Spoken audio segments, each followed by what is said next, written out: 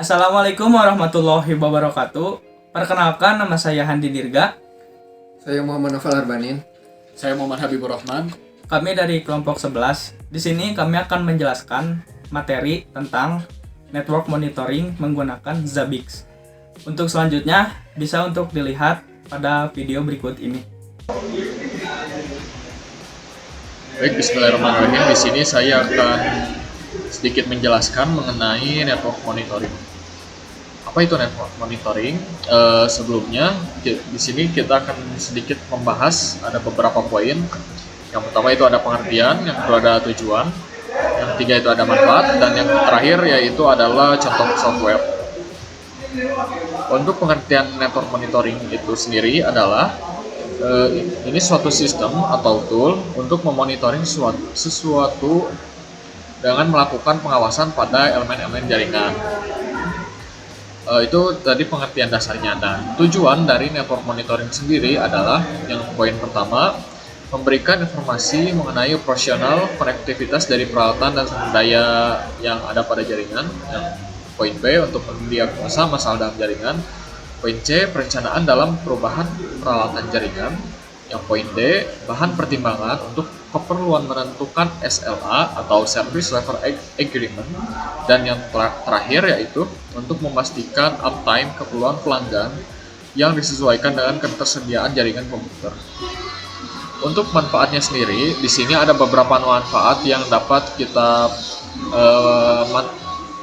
rasakan dalam kehidupan nyata atau dalam dunia kerja. Yang pertama itu adalah melindungi dari ancaman. Nah, salah satunya ini network monitoring dapat melindungi perusahaan kita dari ancaman keamanan dengan menerapkan cyber security dari pencurian data hingga hacking.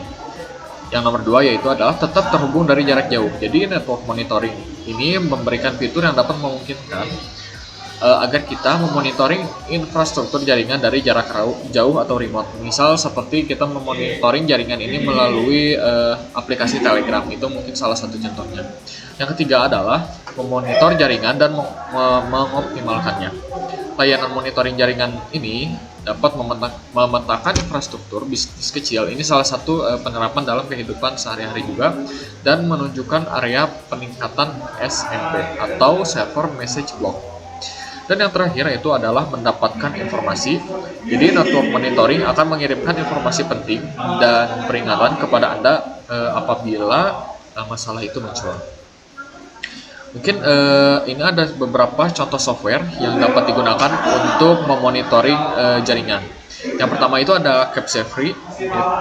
Capsefree adalah penganalisa jaringan portable untuk LAN dan wireless LAN yang melakukan penangkapan paket secara real time, memonitoring jaringan, menganalisis protokol, dan mendalami paket decoding dan diagnosis.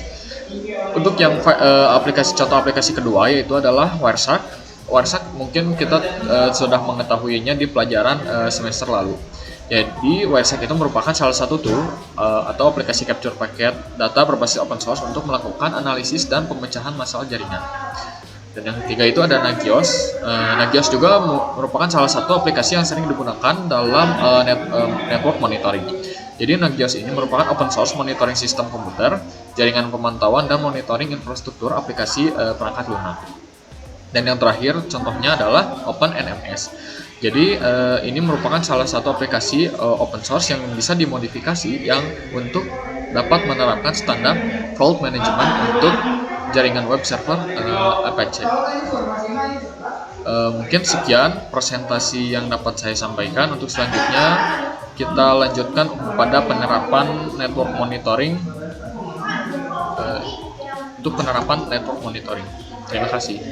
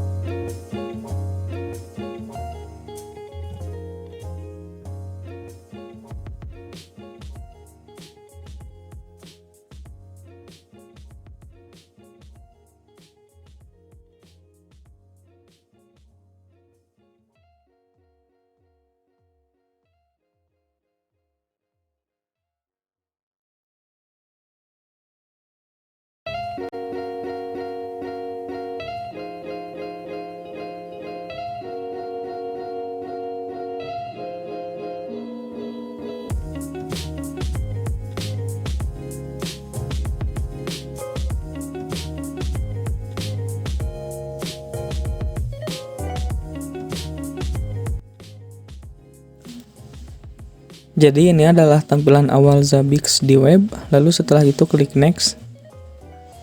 Berikut adalah tampilan-tampilan hal-hal yang dibutuhkan pada Zabbix server.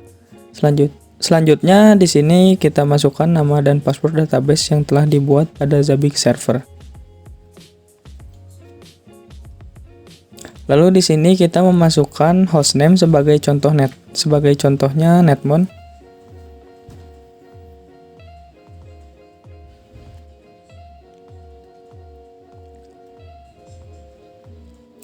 Klik next. Lalu ini merupakan data yang telah diinputkan sebelumnya dan ini adalah tampilan akhir dari konfigurasi awal pada Zabbix. Lalu di sini kita masukkan username dan password yang telah dibuat. Lalu setelah memasukkan username dan password, maka akan keluar tampilan awal seperti ini.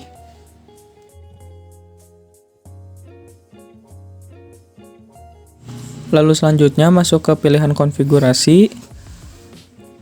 Kita masuk ke pilihan host. Lalu kita membuat create host terlebih dahulu. Pertama-tama kita masukkan hostname-nya.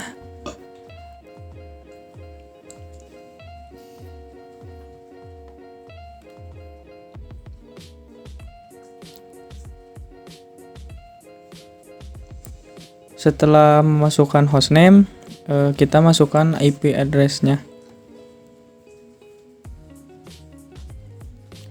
Lalu kita klik templates untuk menambahkan template.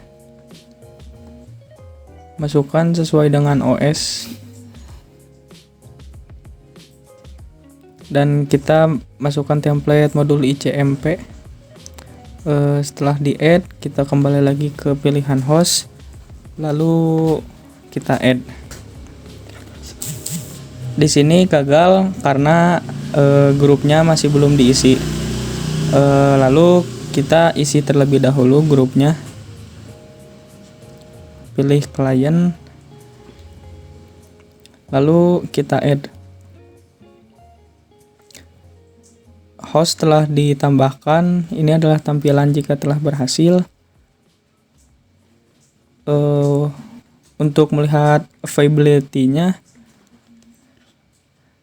kita pencet lagi host untuk merefresh-nya.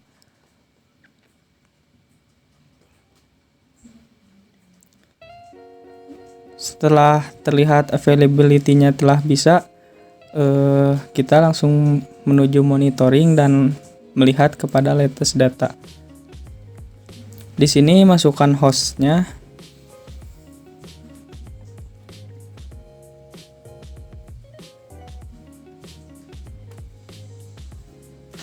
Langsung apply.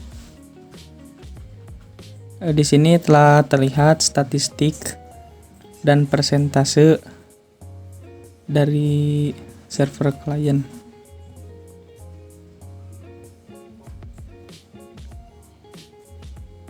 Lalu klik grafik untuk melihat grafik. Untuk hostnya kita pindahkan ke server klien. Dan grafiknya CPU load. Berikut ini adalah grafik. Kita tunggu beberapa menit terlebih dahulu agar server klien bisa meloadingnya.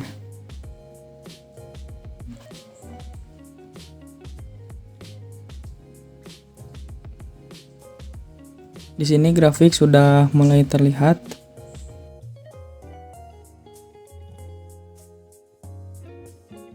Setelah kurang lebih sekitar 40 menit, maka untuk tampilan grafiknya akan seperti ini.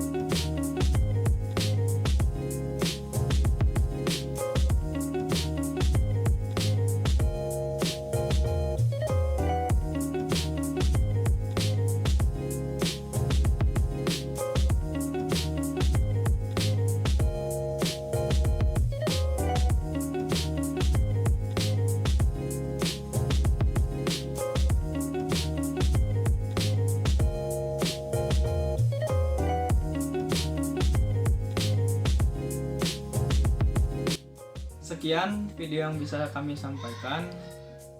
Mohon maaf apabila terdapat kesalahan.